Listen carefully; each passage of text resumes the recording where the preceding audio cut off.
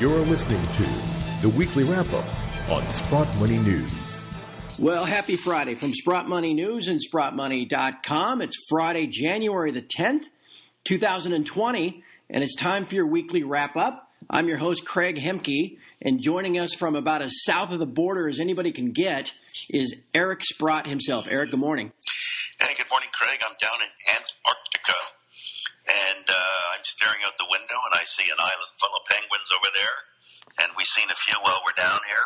Communication is a little sporadic, but let's see what we can do.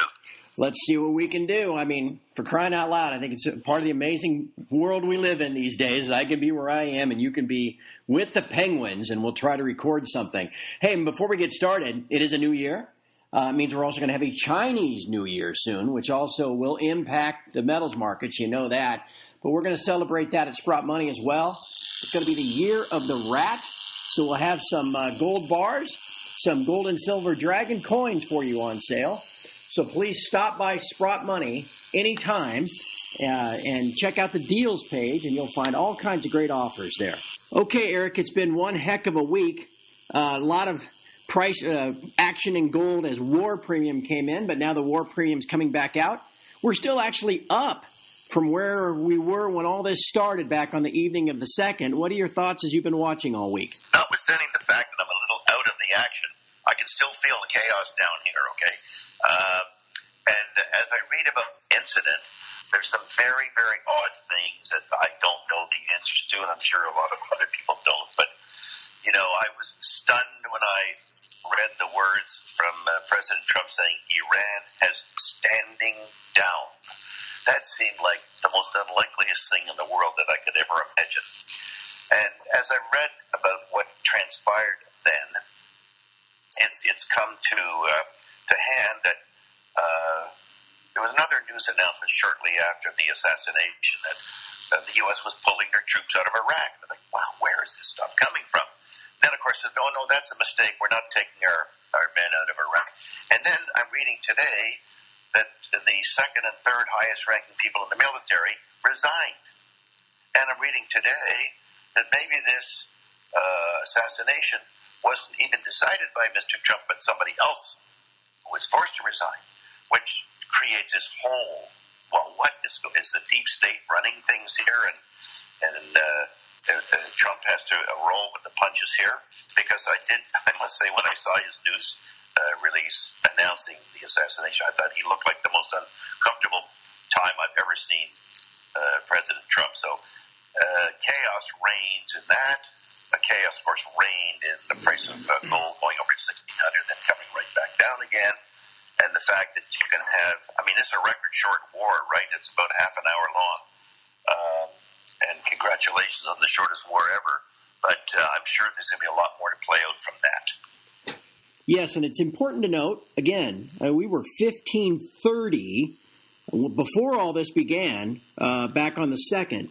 And a lot of folks think that gold only rallied on a safe haven thing. No, gold was up 3% from December 20th through January the 2nd. Silver was up 8.5% from December the 9th through January the 2nd. So they were due for a little pullback, but we're still actually up $20 maybe since this event took place. I think that's important to note. And I think the other thing is, we've talked about this incessantly, and that is that the open interest has skyrocketed here on certainly the commercial banks shorting more gold contracts into the market. And even on this decline in price, might be down like only 1,000 contracts, something like that. So we still have a very high, record high open interest in gold. And, of course, any commercial bank covering at these levels is losing significant amounts of money.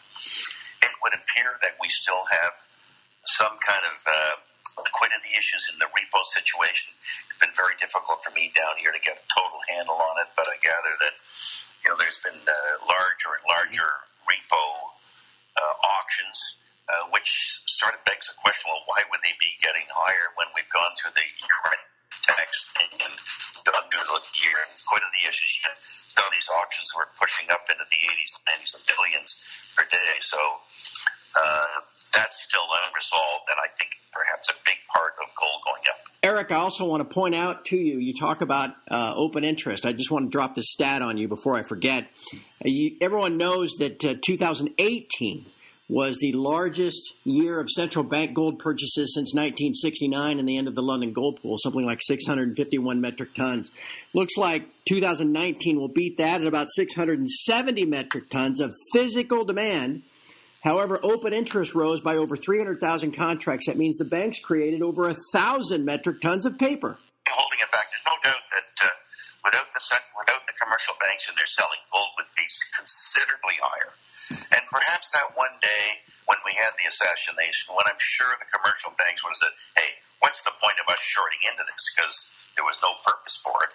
All of a sudden, you're up like $30 and $40 in like less than an hour. So I think that's truly what can happen here if the real demand-supply equation was allowed to affect itself in the markets.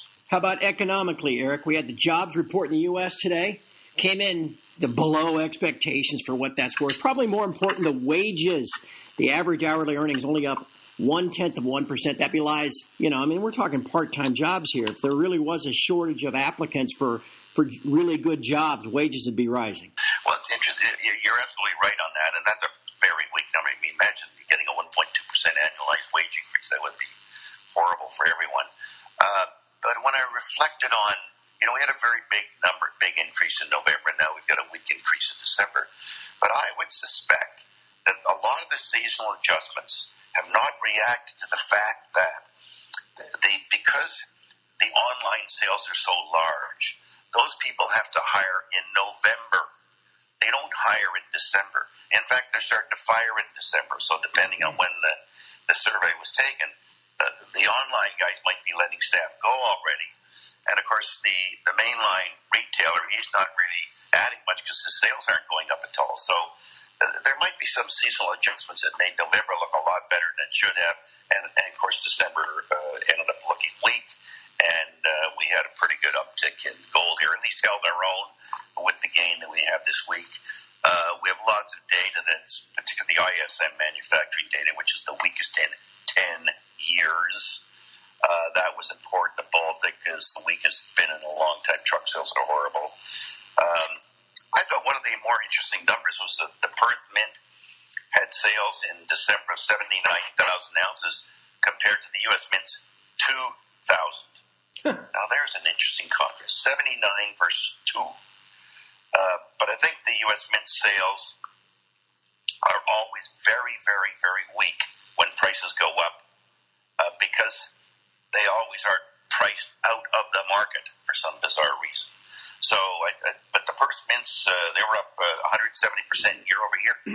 So that tells you, I think, what's really going on in the physical gold market. And their silver sales were up something like, I think the number was something like 78%. Well, we've got a good connection. We probably ought to keep on going. Anything else on your mind, or should we get to some of the stocks? No, I think we should chat about some of the stocks. I know there was... Maybe I'll start off here. Yeah, go ahead. I'll start off with Kirkland Lake. I mean, they reported their production was 279,000 ounces in the quarter, up from 248 in the previous third quarter. It's kind of middle of the roadish in terms of it could have been a little better. But nonetheless, the fact that you've got an extra 31,000 ounces, almost all from Fosterville, all because of grades, to me, that could add about 15 cents to the quarterly earnings versus the third quarter. Third quarter was 84 cents, so you might think that they could come in just under $1. The most interesting thing about the release is that the grades were higher than anticipated at Fosterville, which I think might suggest you can see a revision to reserves, which would be very good. I saw that Newmont increased their dividend by, I think it was something like 70%. Of course, I've always hoped and expected that with the kind of results that Kirkland Lake has, imagine if you're earning 99 cents, you're paying a 6-cent dividend. I think there's lots of them there. I should comment about D2 Gold because they reported their quarter. I think it was 159,000 ounces. It was about 22,000 ounces in a quarter. Pretty good number. It's almost a 640,000 annualized rate versus the actual report of 600. So I still think that that's an excellent acquisition candidate, and look forward to that going forward. It's really in the hands of the Detour shareholders, and we'll see, I guess, in a couple of weeks what happens here. Wallbridge reported some results. The actual results reported, well, one of the holes was something like 32 grams over 10 meters, which was great. There was one other hole, which I think we're hoping for a better number, that came in at something like 5 grams over 15 meters. I don't know the exact number. But more important, they announced that one of the holes they drilled that had, I think the number was 26 meters of visible gold in sulfate, was 260 meters from any previous hole. And of course, the hole with the 5 grams over 15 was 200 meters deeper than before. Now, if we thought the last time there was a press release that the ore body was 200 by 200 meters times the width, which we don't know the width yet, and now it is 200 meters deeper, 200 meters wider. Well, that's 400 by 400. That makes it 1,600 square meters. That makes it, 4 times the size of what we thought based on previous results. So it's getting bigger. It's getting bigger faster. They've also had a step out to the west. It was another 80 meters out where they have visible gold. No report. This thing just keeps getting better. If that hole that's 260 meters ends up being a sort of a high-grade hole, 10 to 20 grams over that kind of width, then this thing will get very, very exciting because there's lots of room to go vertically and, of course, laterally. So there's lots to go yet. I also want to talk about Jaguar simply because it was announced that we purchased an extra 5% of Jaguar. Tocqueville came out as a seller a week ago, announced as a seller. They were over 10% owner, and we thought, well, if they're going to sell, maybe we'll try to buy another 5%. So we now have, I think, about 48% of that company. Again, it's just a play on, hey, price of gold's gone up $100 here. Hopefully, Jaguar can produce 100,000 ounces, an extra $10 million US on that kind of market cap in terms of earnings. Would put it in really good shape. So I think there's still lots of opportunity. We should never lose the fact that the gold price has acted well, notwithstanding the volatility of this week, which you pointed out earlier. And to be at 1555 is like so much of an improvement over where we were as little as a month ago. So I think all looks good on the precious metals front here. Absolutely. I obviously agree. And that is getting lost by a lot of people that just see us being down $50 from the ultimate scare that we had. That was hopefully a once-in-a-lifetime event. Hopefully we don't want to live through that again anytime soon. Eric, I had a couple questions come in. One was on that Detour acquisition. If all goes well and the shareholders vote to approve it, how long does it take for something like that to be fully blended into Kirkland's earnings and their production? Well, of course, it's a function of how quickly things can improve. And just the fact that this quarter, over the last quarter, is up by 22,000 ounces to 159 from 137. I mean, these are almost free ounces when you get those, right? And it was because of grade and actually the reconciliation was very positive. Reconciliation of what they expected to find versus what they did find. It was positive to, I think, a net 19%. That's the easiest way in the world to find gold. You do nothing.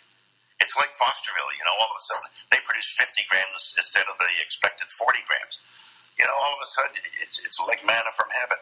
And that's one of the things that I think is going to happen at Detour, that the reconciliation is likely to prove that there's more gold there and better grades than might have been anticipated. So that's something that will just benefit the timing of Kirkland's bid if it's just ready to manifest itself. And I think the fact that Kirkland has so much money now, I think they got like $800 million in the bank, that they're going to throw some money at that property. And of course, we've seen with Wallbridge's success on the same zone about 80 miles further east, that maybe there's a very high likelihood of Detour having something quite significant deeper down, because it wasn't until Wallbridge got down below 400 meters and really started encountering the high grade. So looks good. Does look good. And I had one company come in this week. I'm not sure if this is one you know anything about, but they were asking about Dolly Varden. Is that anything you know about? Well, yeah, I own Dolly Varden. It's up in the Golden Triangle. I'm buying it for a silver play.